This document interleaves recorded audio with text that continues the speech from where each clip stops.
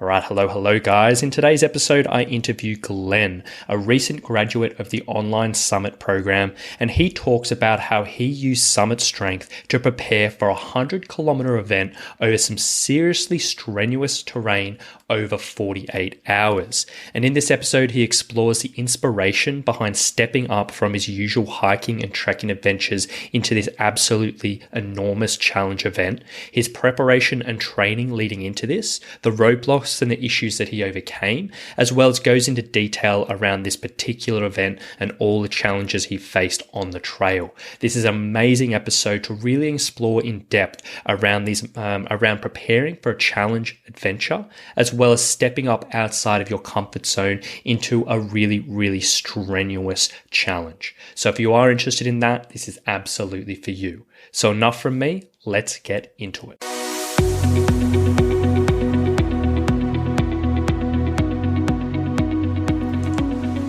Hey, my name is Rowan Smith and I want to welcome you to the Training for Trekking podcast. Now, this is the world's very first podcast which is entirely dedicated to helping you train, prepare and conquer your upcoming hike, trek or mountain adventure. So once a week, I'm going to be giving you quality and practical information on the subjects of physical preparation for trekking, dealing with altitude and nutrition on the trail, so you can know everything you need to be doing to have the best chance of a safe, enjoyable and successful adventure. So now you know what you're in for. Let's get into today's episode. All right, so welcome, Glenn. Welcome back to the show, mate. Absolutely pumped to have you back involved. Thanks, Rowan. Good to catch up again. It's been a big journey and a good journey. Yeah, so this is going to be a wicked episode we got for today, because it's going to be very interesting to hear a little bit about your journey and your story. And it's been cool. It's been really cool to sort of dive into things since last time we chat, which was probably like a year ago or something like that. I can't even remember. But I guess to get things going is for people who may not have listened to the previous episode we've done together, just to give them a bit of background. And just want to share, who you are, where you're from, what you do, and what your background is in the world of hiking. Yeah, well, when we caught up last time, I think I'd spent about 12 months of hiking and training quite heavily for that. In the time since then, I've really sort of stepped it up a notch, or really looked for more challenging hikes, and I've been getting more and more into trail running as a progression over the last 6 to 8 months. So leading up to last year, I spent really the better part of 7 or 8 years playing very little sport, doing very little exercise. I had gotten quite out of shape. I found hiking. I've got it. Luckily enough, I live near some mountains near my home, and I've really enjoyed the hiking and lost a lot of weight in that period, 30 kilos. I've developed a good level of fitness, but found my passion for hiking and consequently trail running as well. So yeah, how good. And it's definitely been so interesting from the first time we chat, whenever that was, before even you came on the podcast, to now, just hearing like the progression of everything you've been through, which obviously going to dive into today. So I guess we started actually working together through a training program about 4 or 5 months ago or something like that. I can't remember the exact start date, but when we sort of started working together and started putting a bit of training from our end of things, like what was the goal that you had in mind, and what were you leading up to?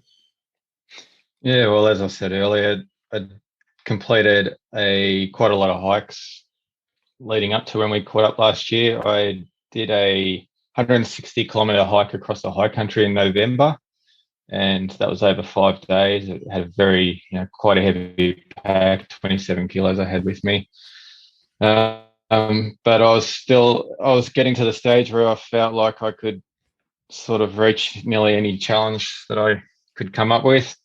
I've also got a very young family, a 2-year-old boy and a 4-year-old boy, so I am limited in time like a lot of people.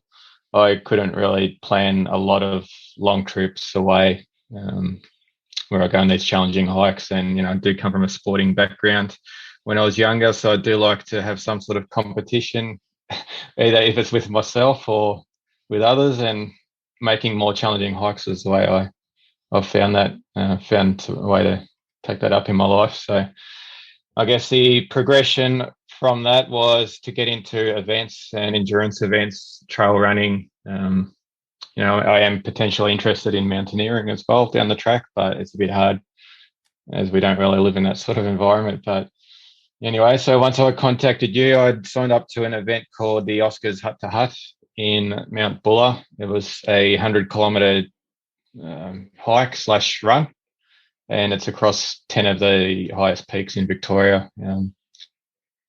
5,800 metres of elevation, and it was a very difficult. It's set up to be a very difficult event. So originally I signed up as a 3-day entry, so I'd complete the 100 kilometres over 3 days.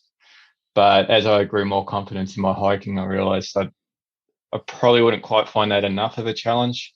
So I decided to sign up to the 2-day version. And then once I started looking into the 2-day version more, I realised there's quite a lot of cut-off times per stage. So the 100 kilometres is divided into stages between 8 and 10 kilometres. And those cut-off times is actually quite challenging. When you look at them and you think of them on a flat running ground, it doesn't look too daunting. But once you look at the terrain, the elevation gain, the rocky ridge lines that you're trying to cross, I realised I'd have to be stronger. And I realised I'd signed up for something that I probably wasn't quite ready for. So I'd been listening to your podcast and speaking with you for some time, and I thought it's a good time to reach out to you for some help. Yeah, how good. And was this had you ever done anything like this or similar to this in the past? No, never. So I'd done hikes on my own or with friends, and as I said, I'd do long distance hikes or a lot of days on my feet, but it's really at my own pace. There's no pressure other than what I put on myself. Whereas this event, I was technically competing with others. The time cut-offs, it was, I guess I signed up to it before I really had grasped the full extent of what I'd signed up for. Yeah, fair. So it was more, you saw it, you signed up for it, and then you figured it out things from there. Well, yeah, I knew it was a challenge. I knew, okay, I like a challenge. You've got time to get there, and let's find a way to get there. Yeah, fair. Awesome. And then so you've got this goal in mind. You decided that you reached out to me. We decided we're going to do a bit of work together and a bit of training together. Tell us a little bit about this training that you did with us through Summit Strength. Like, what did your program look like, and what type of things were you doing? Yeah, well, I think it started off quite intense. I was ready for it, but you did throw in there. There was a lot of weights. I was doing heavy hill intervals. Sorry, I was doing hill intervals with a heavy pack, which was 27 kilos straight off the bat, and they would be for 3 or 4 hours at a time in total. I was having aerobic power intervals, a long unweighted day hike once a week, and 3 strength sessions a week. So all up with the strength sessions and the hiking or hill sessions, it was probably 6 or 7 sessions in a week, which I was ready for. But I think obviously you took into account the training that I had done on my own up until that point, and also, the event that I was training for wasn't going to take any prisoners. So I guess you individualized the program specific to where I was at physically, but also where I had to get. Yeah, that's it. And yeah, so you definitely were considered around the amount of training you've been doing before and where you're at, because you did have a big base of fitness, but you definitely weren't eased into the process with the timeline we had. So no, you handled it all right. Yeah, and my as part of your questionnaire to sign up, I did need to explain what sort of time I could allow to the program, and I did give you my full commitment. So you made the most of it. And then, so from all that, was there anything in there that was a little bit different that maybe you hadn't done before or hadn't quite done in your own training? Not highly different. I'd done heavy pack training on my own, but it was pretty sporadic. I'd do it here and there. It wasn't consistent. I might go for a Saturday and go hiking up and down a mountain with a pack on all day, but then I wouldn't do it again for another month or two. I didn't really see the need for it until I had a challenge in mind or a challenging hike. So the strength training as well. I had been going to gym. I'd been doing my own strength training, but it was mostly exercises where I'd utilize both legs at once. And it wasn't, it could have been structured, it could have been more consistent. So I'd do the strength training usually. It got to the stage where I was only really doing it when it was, really, really hot outside or raining a lot, because I was enjoying myself being out more on the trail more often than actually going to the gym. And we also had COVID at that point as well, which locked down the gyms for 3 or 4 months. So right when I started getting strength gains, we couldn't go to gym anymore. So, but the main thing that I got out of your program was consistency, and also the single leg exercises. What I realized was that in my training, using both sides of the body at once, you're training really only the large muscles, and a lot of the stabilizing muscles and the balancing muscles aren't getting a workout. And that's where I needed the most improvement. And then in sort of, let's say, the first, couple of months worth of training, like, what do you think worked well for you, and what do you think didn't work well so well for you? Well, there's a lot of speed bumps really the whole way through the program, I think, that we had to manage along the way. What did work well was having a mountain nearby my home. So the hill training that you prescribed, I had a very good hill right next to me. It's 1 kilometre up and an elevation gain of around 400 metres. The other things that worked well is when you're able to adapt the program based on challenges or events that I had in my life at the time. So I went on a few family holidays. One holiday I went to was at the beach, but you could only get there by boat. And I was away, basically almost stranded on a tropical island with my wife and the 2 kids for a week. There was no gyms or anything like that. I couldn't go on a long hike with the wife. I couldn't go on a long hike without the wife and the kids, because I'd be leaving them stranded. So I was stuck for time and resources. But you did alter the program. You found me some beach exercises that I could do, free body weights, banded exercises, and so on. So that was quite a big challenge. And then the other one was, I've still got some chronic ankle issues it was a common theme through the whole program. It gave me a lot of issues running, especially at the start, but that also give me problems when I was doing the heavy pack training on an incline, like going up a hill. Sometimes that would really flare up and I'd have to take a break from it. But I was able to relay that back to you, and we did adjust the program to suit as we went.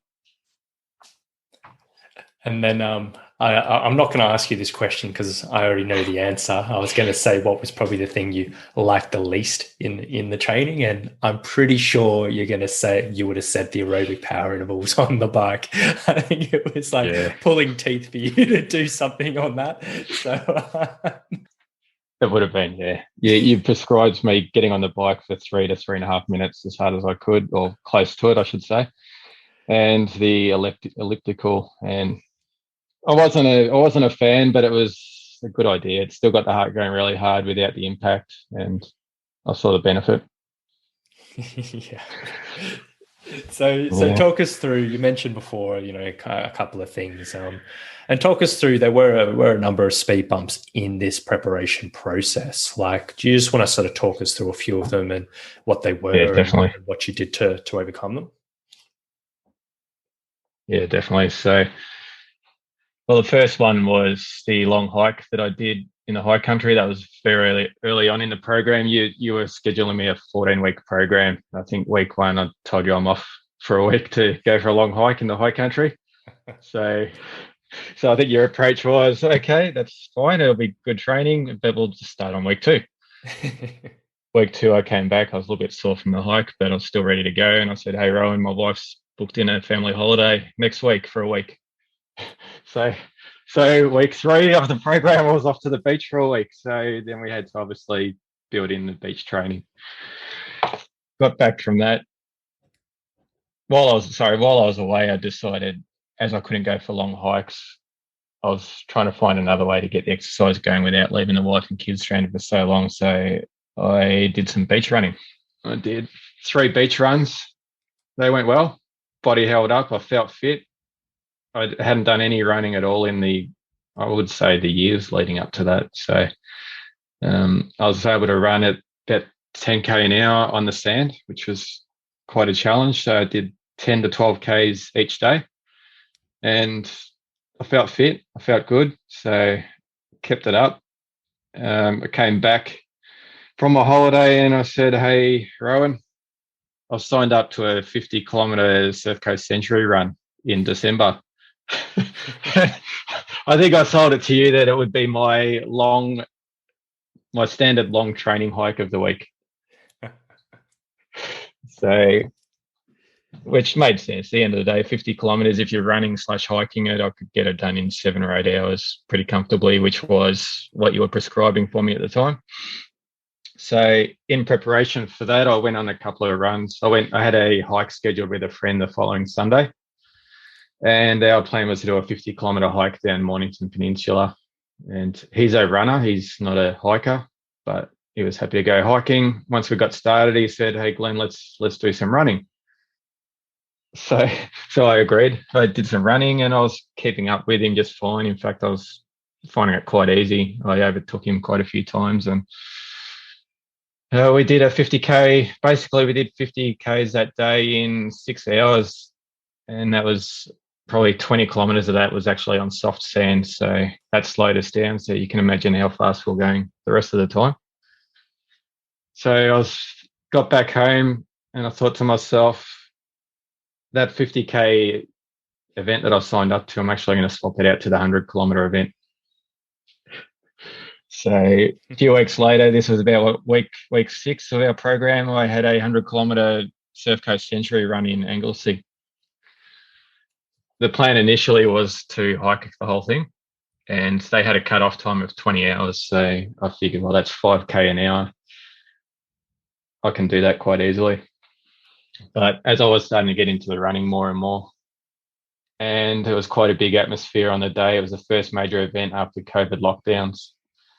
There were a lot of people. The excitement was high. The adrenaline was kicking. I pretty much ran quite hard from the start of the event. So I basically did the first 50 kilometers in around 6 hours, which was quite a cracking pace because my target for that event was between 16 and 20 hours. But around the 30 to 40K mark, I was really starting to cramp up quite a bit. My calves and hamstrings, they just weren't. Although I was a good hiker, I could handle the time on my feet. I think just putting that amount of, having the feet move that fast and running, I wasn't really ready for it. So it got to the 50K mark, which was halfway through that day, and I had to change my socks. And I'd been running in sand and water up until that point, and I knew the rest of the track was all trail. So went to change my socks and shoes into something more dry, and I was cramping up quite badly. I couldn't put my socks and shoes on. I did eventually. And every time I tried to break into a run for that back half of that event, I was just cramping up in the hamstrings. So it was a bit of I decided to hike the whole thing. But what I found was anyone around me who was running, once they started walking, I was overtaking them again with my hiking. So any hill I was coming up against, I was moving quickly. I was moving around 6 to 6.5K an hour after having already done 50 Ks. And I had it was a bit of a game with some people. There were 2 guys that I overtook about 12 times every time they stopped to a walk. And then once they ran, they'd overtake me again. And the guy actually said, gee, you've got a good walk on you. And I said, well, I'm a hiker. So he could tell. But I overtook them one more time and then I never saw them again. So I guess they struggled to get through to the end. I had a look at the finishing times in the end, and they'll end up being about 2 hours behind me. Yeah. So what I found that day was, despite I didn't have a good running background or the endurance to keep running, even though I was sore and I was hurting, I could rely on my hiking, and it was quite a good tool to have in my possession. Yeah, that day, when I finished up that night, unfortunately, I was the adrenaline got me to the finish line. I sat down on a chair, but I had developed quite bad pain in my left knee, and also both my feet. I pushed myself to the max, and I needed help getting to the car. I was relying on my friend. Basically, I had my arm over his shoulder, and he was helping me to the car. And the next morning, well, I had a very, very painful night's sleep. My knee was in agony. It was quite a challenge. And next morning, I got up, and I was holding on to anything that was within reach to keep myself upright and get to the shower. And yeah, I did send you that video, which you asked me to put it up in the group. It probably, it did look quite funny. I was struggling to walk, and it was a reminder of what I put myself through. But although it was a really great experience, this event for me, I think it was quite a big hurdle, or I guess you'd say quite a big bump in the road for our training program, because probably I'd say for the next month or two, I was hampered by niggles that I developed in that event. I saw the doctor 2 weeks later. It took me 2 weeks before I could walk properly without pain. I saw the doctor 2 weeks later, and he said I had pes-anserine bursitis in the left knee, and it could be a very persistent problem that these can take months to heal. So he put a steroid injection in the knee that day, and some strong round of anti-inflammatories. He knew I was training for the Hut in February. Luckily, that did ease up, and I was able to resume full training within a month. So overall, I think we managed our program. You had altered the program, allowed me to do guided me to do what I could do. And I was quite concerned at the time I'd be losing fitness and losing strength, but I think we managed it quite well. Yeah. And I remember after that event, and and obviously you've got the personality where when you're not moving, you get antsy. When you're not training, you're wanting to train. And I think we sort of came to the decision at that point after we had a chat. We were like, look, from my end, getting through that, like I had no concern of you not being able to complete this event upcoming for the Hut to Hut. And I was like, that is going to be within your reach. But what we need to do now is to let the body chill, let the body recover, get on top of the aches and pains and niggles, because that's going to be the limiting factor. And I think, trying to take a step back and trying to, let everything recover is obviously a very difficult thing to do in the midst of a training process with a big goal looming ahead. But yeah, it was an interesting time after that event, but you got through it for sure. Yeah, well, I think you pulling me back was probably a bit of a challenge for you, really. I had a few weeks off, and January 1 came along, and New Year's Day, I felt like let's start the day strongly. I went for a 30K run/hike on the beach, and then I did a 20K hike the next day, which ended up being more of a run. And then I asked you if it was a good idea to sign up to a trail running event later that month, which happened to only be about 3 to 4 weeks before this Hut to Hut event. And I remember your advice was, do it, go for it, but don't go too hard, especially with a few niggles. Take it easy, treat it as a training run. So the day came along, and I took that advice. I didn't push it my hardest, and it was a 28-kilometre run down at Mornington Peninsula. I finished quite well, caught up with the family that morning for a swim on the beach and picnic. It was pretty good. So I'm glad I took your advice and didn't let the adrenaline get the better of me for that event. Yeah. So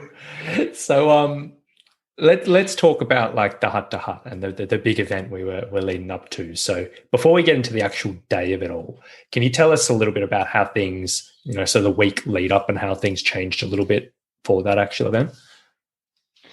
Well, 2 weeks before the event, I was getting a little bit nervous, and I thought, well, I've got to do 100 kilometers, and I need to do 5,800 meters of elevation gain across 10 mountains basically. Am I ready? Am I not? Am I going to is my body going to fail me? But, I was getting nervous. So I said, hey, Rowan, how about I try and simulate that? And the idea I came up with was to do 100 kilometers of hiking/running over the course of the week, which it was 2 weeks before the event, and also 5,800 meters of elevation gain. So your response was, look, go for it. But if you feel any niggles, stop. If you feel that you can't achieve it, that's okay. Let it go. It's not the goal in the end. But I think you understood where I was coming from. So I had a pretty good start, but realistically, I realized I needed a good 24 hours or more to actually get those figures done. On top of work and family, about 2/3 through the week, I realized I wasn't going to quite get there. I got 2/3 there, and at that point, I was starting to feel pretty tired in my body, and I realized it was time to start, make sure I've got a bit of a taper in before the event. So I gave up on that. I ended up doing about 60 to 70 kilometers for that week and around 4,000 meters of elevation. So it was, reasonably close. But I basically, the week after that, which was 1 week before the event, I only went on I had 2 or 3 training sessions, so quite light, dropped the volume right down, dropped the intensity down, and made sure I was feeling pretty fresh for the event. So I think that worked pretty well. The event came along and I was feeling good, feeling fresh. So a few of the minor niggles I had, I was still sort of around in the background, but they weren't really concerning me too much. Yeah, nice one. And then, so what did you think of that idea at the time? well, it wasn't in my original plan, I'll say that. Yeah. Typically I was thinking, all right, 2 weeks out, we're going to start easing off a little bit, and then 1 week out, we'll definitely, take it super easy. But as you said when we communicated, you said, look, I like just to have the 1 week a taper, and the week before, I'm typically okay with that. So I was like, all right, I'll trust your judgment. And yeah, the elevation, that was a good idea for the mental side of things for sure, and getting that distance done.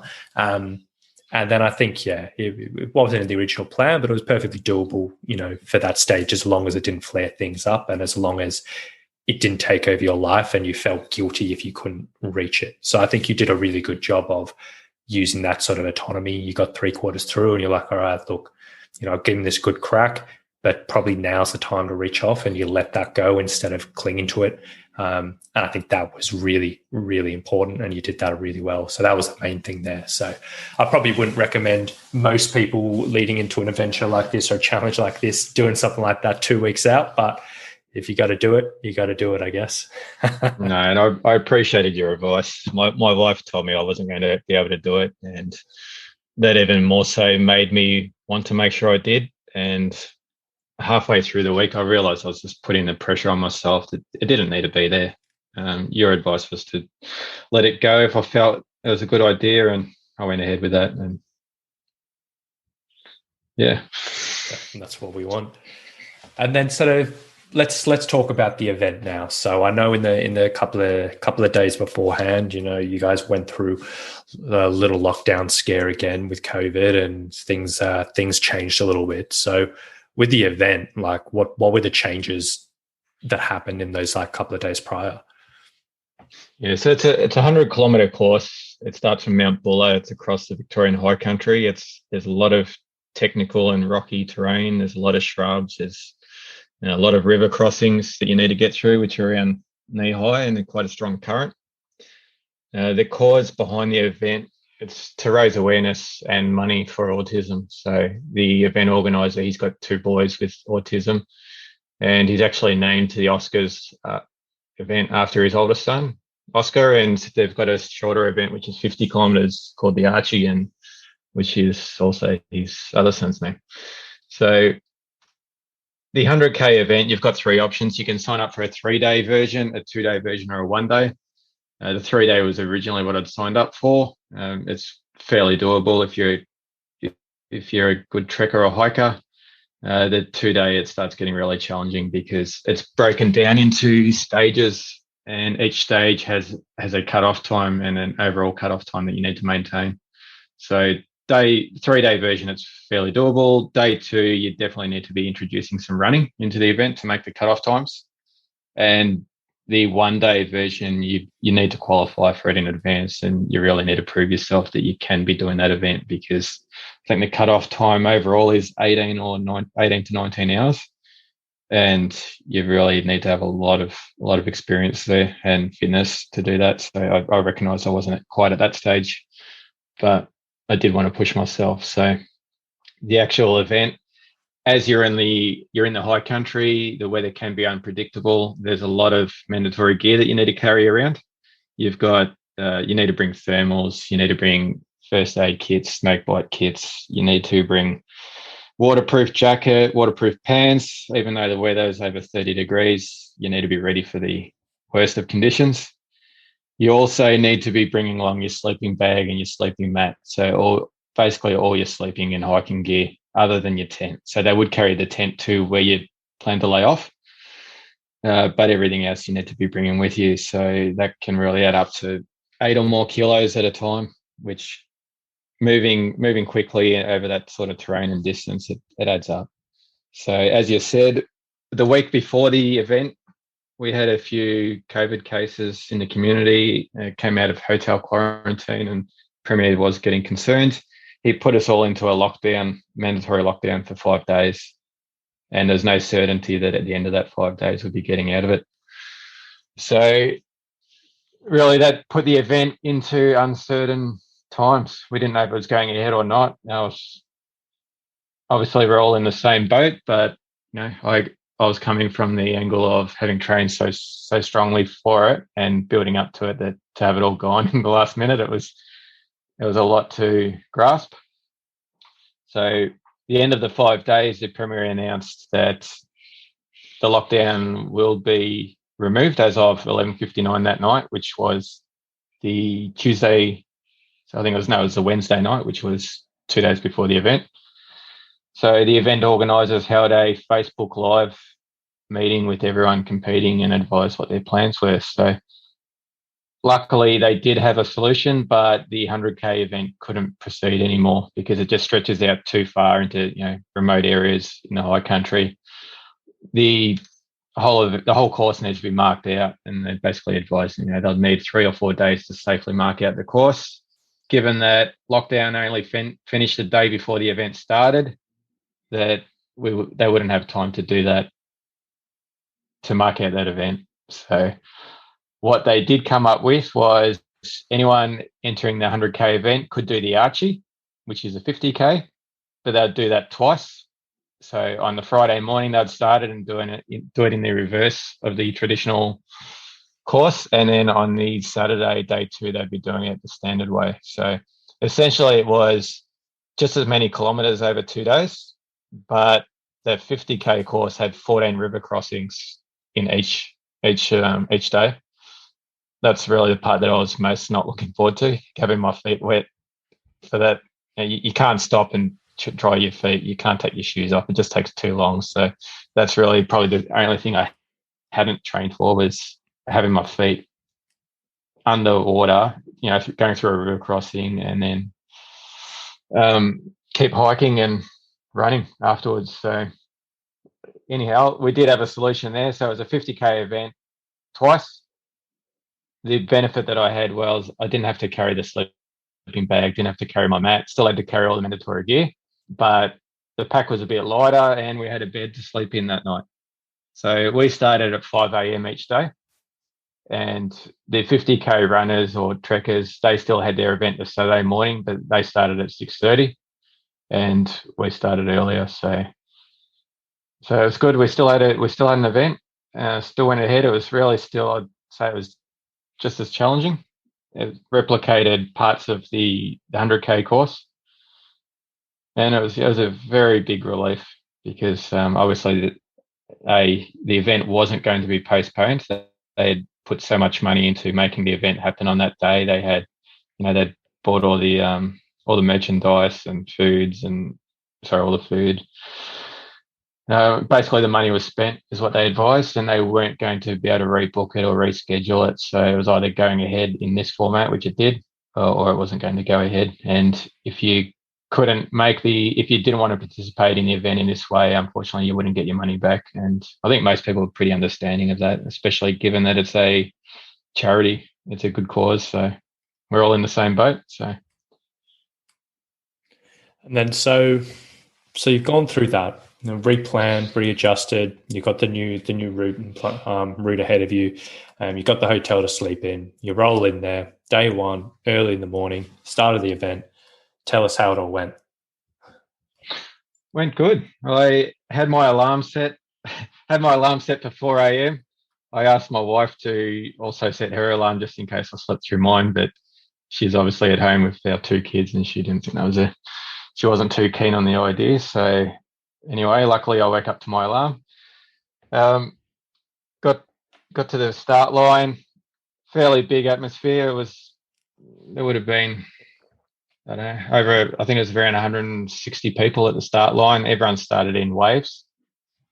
There were 20 per wave every 1 minute starting off. So I got started. Quite exciting. Again, the adrenaline got to me. I was planning to finish both days in 12 hours, so complete in total 24 hours on track.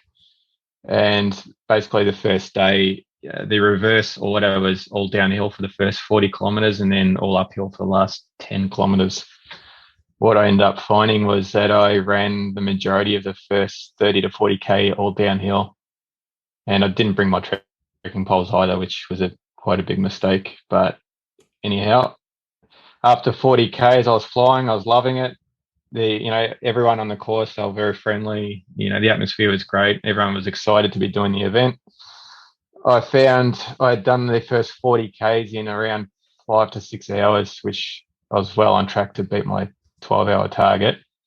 But I hadn't really followed the plan, which was to pace myself a little bit and hit those 12 hours. So we came up to the last 10 kilometers on day one, which was a 2,000 meter or more ascent. So it was all uphill, called 4 Mile Spur.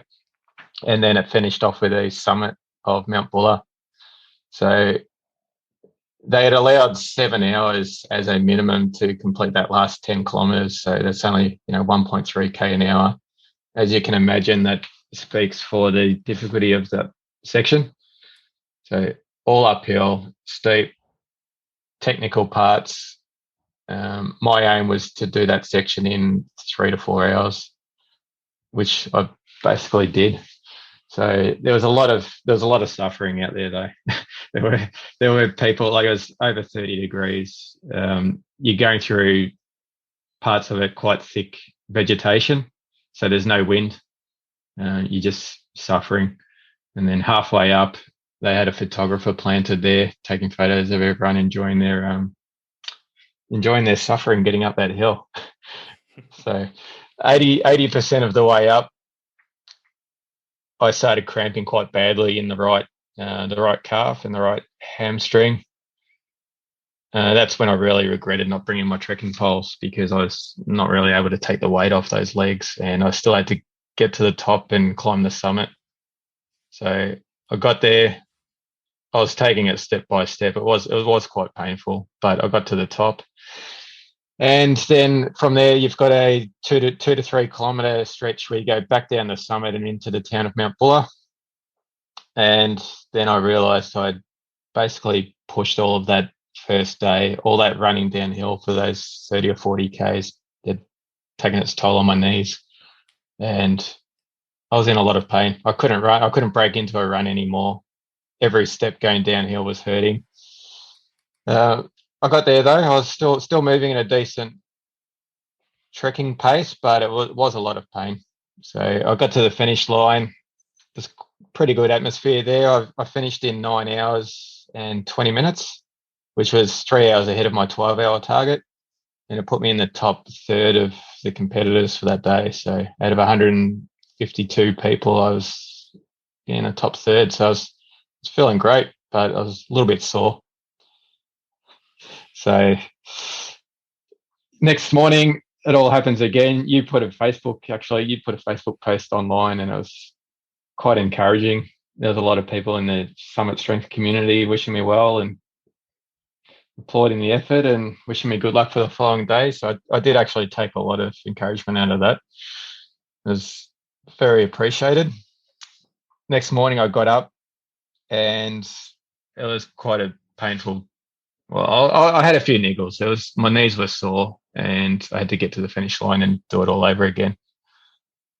So this second day, that 10 kilometer, what was a 10 kilometer ascent on the first day was all downhill, and it was all technical to start the second day. And my knees were in a lot of pain, and I hadn't had knee pain like that ever in my life, really. So it was new to me. Other than the bursitis I had after the Surf Coast Century, I hadn't really had knee pain like this. And I got to the start of that descent and I was looking at my phone. I was thinking of pulling out, but I didn't. I got down. I was taking, a step at a time. Luckily, it was a narrow path and there was over 100 of us and it was quite congested. So we're moving fairly slowly going down that descent. So I couldn't really go much faster even if I wanted to. I was stuck in a log jam. So it was probably a good thing. It just allowed me to back the pace off a bit. And I eventually got down to the bottom of that hill. And I was glad I didn't pull out, but I was very, very close. I looked at the end and I realized out of those 152 people who started on day one, around a third of them actually didn't finish day two, or they either didn't start day two or they didn't finish day two. So I wouldn't have been on my own for pulling out. So after that, I had 40 kilometers to finish the course, and it was, as you could guess, it was mostly uphill, but it was a gradual climb all day. We still had those 14 river crossings, but my knees were good. As I was ascending, it was a different sort of impact on the knees. So I was able to I called back on my hiking experience back at Surf Coast Century, where I was able to keep moving and maintain a pace despite being in a bit of pain. And I kept moving all day. So the knee pain wasn't there. It was a different sort of impact. I finished, but there's still a few challenges along the way. So I did have my trekking poles that day, which did keep a lot of the impact off. But 3/4 through the event, we had thunder in the background. And we came to the last aid station and they basically took our trekking poles off us and said, look, up in the high country, these can, if there's any lightning going on, that these can basically be a conductor. So I was quite devastated at that time. I'd been relying on my trekking poles all day to get me through. And I said, well, I'm not going to be able to finish this event. I'm going to have to pull out. So I was very, very close, but luckily I'd found a friend that day, and he'd also rolled his ankle quite badly the day before. So we both, obviously, we looked for sticks and we picked up tree limbs that were around the size of a trekking pole, and it just sort of helped keep the pressure off those knees. So we got to the end. We had one more summit of Mount Buller at the end. We got up and came back into town. For the last, you come around the corner at the end, and there's basically you've got a big atmosphere full of all the people that have finished, or all the family and friends, and they're all cheering you on at the finish line. So there's music pumping. There would have been a few hundred people there, and I came in to the end there running like I'd been running all day, even though I hadn't ran all day. But you want to finish the line running, you want to feel good. So I ran through the line quite strongly. My hip did twinge at one point, but no, got through it, finished, and I was very, very, very happy with myself for getting through that. And when this was all done, so as you came across the finish line, and I guess the next couple of hours afterwards, like how did you feel, and what was going through your head after all of that? It was quite emotional. Within 5 minutes of me finishing, there was another guy behind me finishing, and he had his wife and kids there, and he had two young boys. He had a boy and a girl close to the age of my kids, and they grabbed his hand and he ran across the finishing line with them. And I didn't have my family there, but they're cheering me on from home. But um, yeah, that was quite emotional. So just it was all coming home, what I'd achieved, and the pain I'd gone through. It wasn't all pain, but it's when you're pushing through it, you really feel it at the time. So it was quite emotional. But then as I as that started to back off, I was walking around and talking to others, and we're all talking about our journey and how we went, and looking around, there was a few people who were battling various injuries, but many of those had also gone through a similar thing to me. So there's lots of good conversations to be had. So apparently there was quite a big party going on that night in town in Mount Buller, and they had music going and they had pizzas, and there was a bar.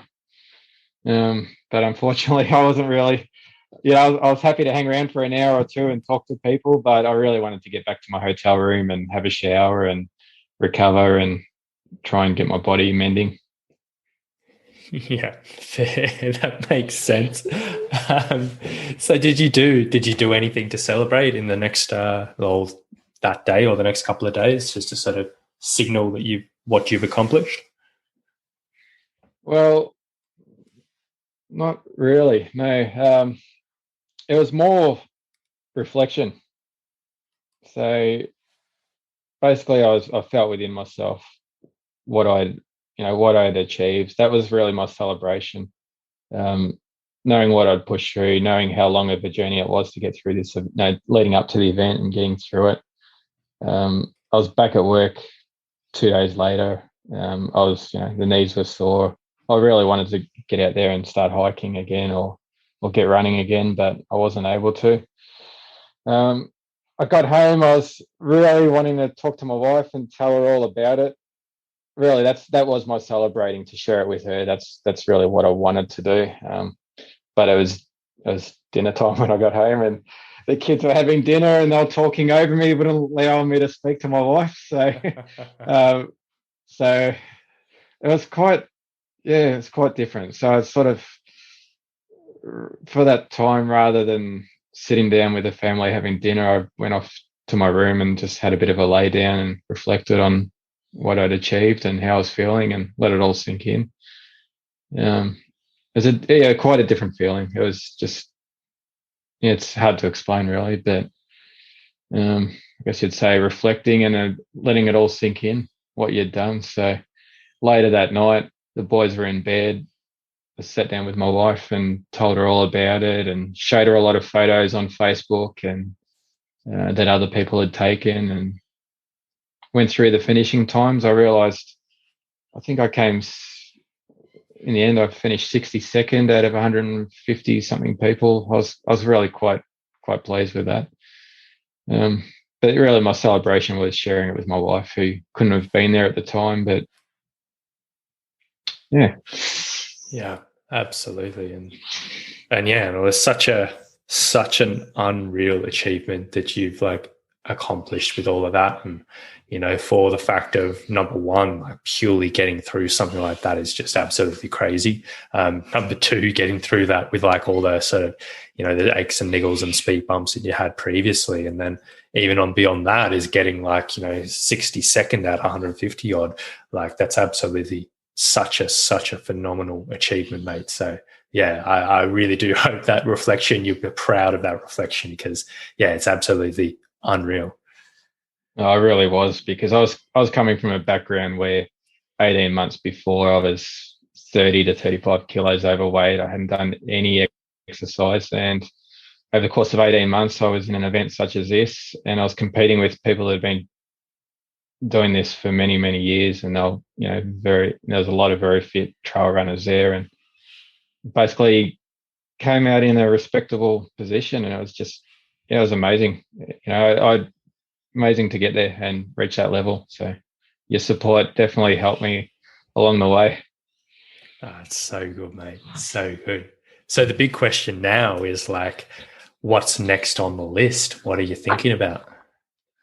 Well, there's an event in Warburton this weekend called the Warburton Trail Fest, and they've got quite a lot of different events through the mountains and along the Yarra River there. So they've got a 25k event, which is more of a flat event. They've got a 50k. They've got an event called the Mount Donna Double, which is basically it's a 21k event, but it's all uphill to start off, and then it's all downhill after that. So I did enter that event, and I was targeting the Mount Donna Double because climbing the mountain and going back down right up my alley. But I saw the doctor, and the knee pain, he's advised me not to do it because it's just going to slow down my recovery. So I've pulled out of that event this weekend.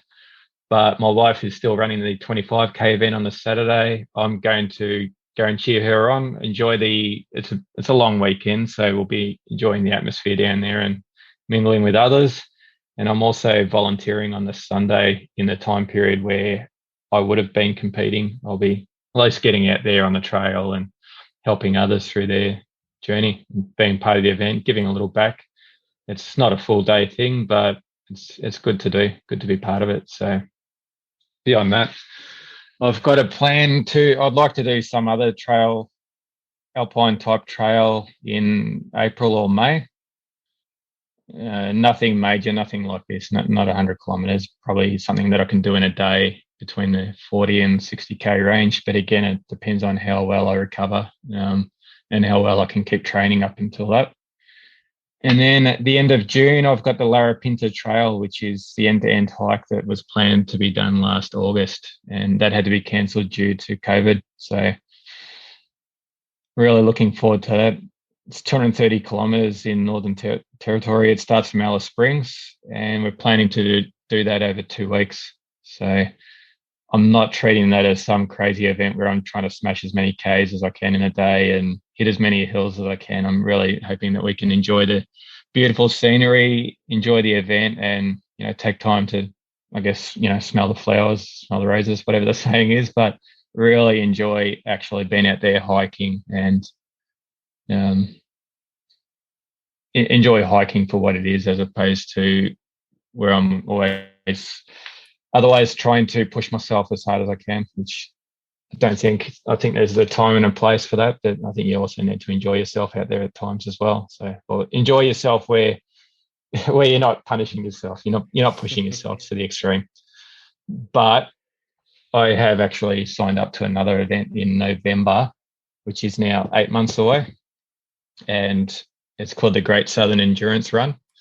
It starts in Harrietville in Victoria, and it's 100 miles, so 162 kilometres, and it's 10,800 metres of elevation gain, and it's all the same sort of terrain. It's all technical. It's a single stage event, so there's no overnight layoffs. There's a few aid stations along the way, but it's basically making the hut-to-hut event look small in comparison to this. So I've really now looked for the next most challenging thing I could find, and this is it. So I've got to recover from what I have done now, the hut-to-hut, and really start getting back into it soon and prepare for this event, which is 8 months away. So I'm quite nervous at the moment, but I'm looking forward to it as well. So my aim will be to do this event, and look, hopefully, the cutoff time is 50 hours on your feet, which this is a whole nother conversation altogether. I'll be aiming to finish under that, because that many hours on your feet without sleep is going to be a challenge. So a challenge that I probably can't even comprehend at this point. So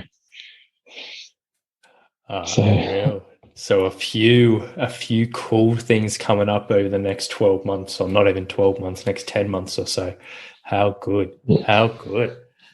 And then I guess to wrap things up today before we finish this up, if there was someone who was going through something similar, so say someone was, a regular hiker, a regular trekker, but they're looking at stepping up into something like this, one of these big endurance events, or stepping up into a running event, or whatever it is, are there any words of advice that you could give them to help them get through this? Yes. So, sorry, the first thing I'd do is make sure you get used to having time on your feet and a lot of time on your feet, say 12 hours minimum, and being able to back it up. So get strong physically and mentally. So be ready to push yourself when you're tired, when you're sore, maybe not through injury. It's not always a good thing. I have done that, and it's probably not the best advice, but at least allow yourself to push yourself through tiredness and fatigue. And when you feel it's a challenge, practice putting yourself in that situation. So the other thing I'd also recommend is a good training program, a good structured training program where you've got consistency in there, such as the one that you put me through.